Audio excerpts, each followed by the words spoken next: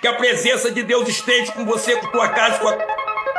Pro 11 nascer, primeiro teve que ser o XR. Livramento pro homem da tua família. E Jesus, cuidado senão... Não. Eu não creio que o Espírito Santo queira palmas. Ele quer que você nos ajude a pagar as nossas contas. Amém? Ele quer que você bata a mão no bolso. Será que você realmente sabe se está vivendo como um verdadeiro cristão? Já parou para pensar que no meio de um rebanho de ovelhas sempre pode existir aqueles que são, na verdade, lobos disfarçados, pessoas que se apresentam como homens e mulheres de Deus, mas que conduzem outros para um evangelho falso, um evangelho confortável, distorcido e totalmente diferente do que Jesus ensinou. Muitos que hoje estão dentro das igrejas estão ali por interesse, por dinheiro, por status, por vantagens. Outros acreditam que seguir Jesus significa nunca sofrer, ignorando completamente o que ele mesmo disse em João 16:33. Há aqueles que vivem julgando o próximo, esquecendo o ensino claro de Mateus 7:3-5. Cristãos que brigam, ferem e até matam reputações, enquanto ignoram o que Jesus ensinou em Mateus 5:39. Esse falso cristianismo cria um evangelho que acaricia o ego, substitui arrependimento por autoajuda e coloca bens materiais acima de Cristo. É um evangelho que promete o trono, mas esconde a cruz. Como surgiu o falso cristianismo no Brasil?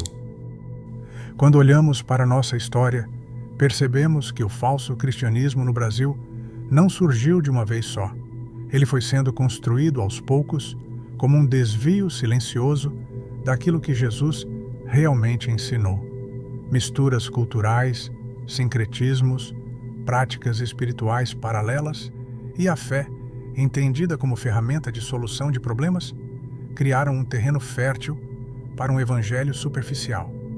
No final do século XX, cresceu no país uma fé que tratava Deus como patrocinador de desejos humanos. Um evangelho de troca.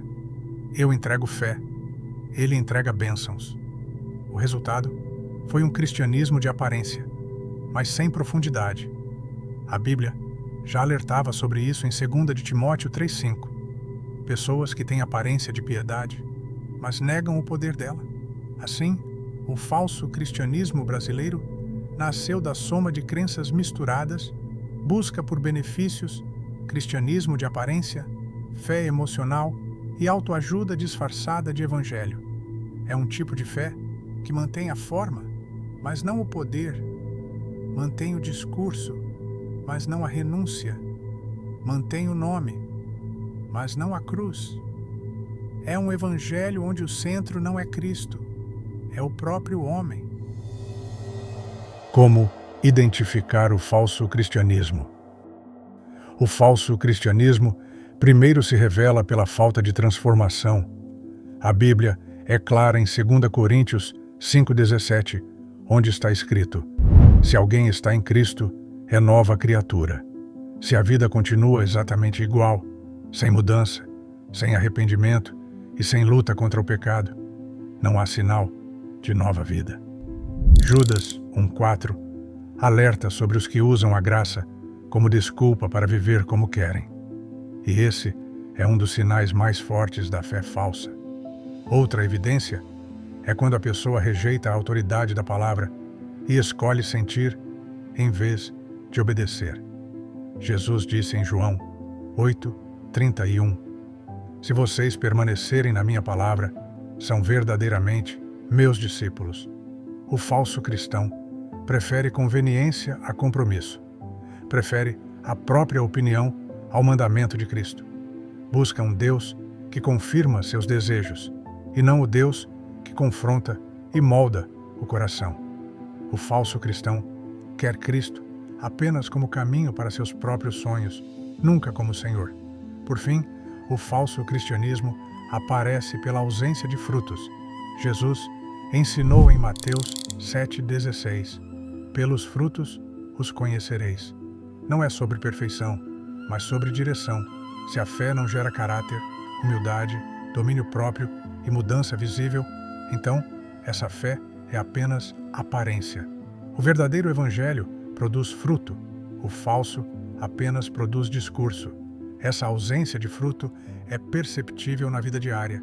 Cristãos que falam de amor, mas cultivam fofoca, que pregam perdão, mas guardam rancor, que clamam santidade, mas vivem indiferentes ao pecado.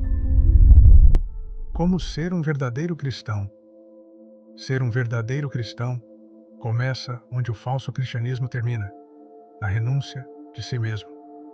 O Evangelho nunca foi sobre Deus satisfazer vontades humanas, mas sobre o ser humano abrir mão das próprias vontades para que a vontade de Deus seja feita. A frase é simples, mas poderosa. A ovelha não segue seus sonhos, ela segue a voz do pastor. Jesus deixou isso claro quando disse: "Se alguém quer vir após mim, negue-se a si mesmo." A vida cristã é contra a nossa natureza, porque amar inimigos, oferecer a outra face e orar pelos que nos perseguem não nasce do instinto humano, nasce da obediência.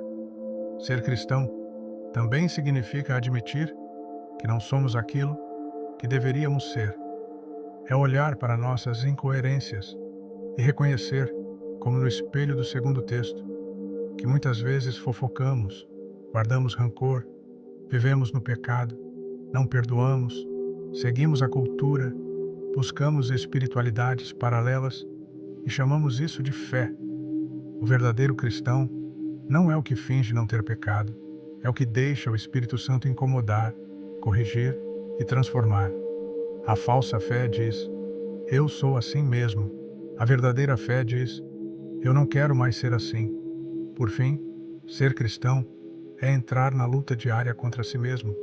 Como no terceiro texto, Deus não tira magicamente todos os impulsos, inclinações e desejos.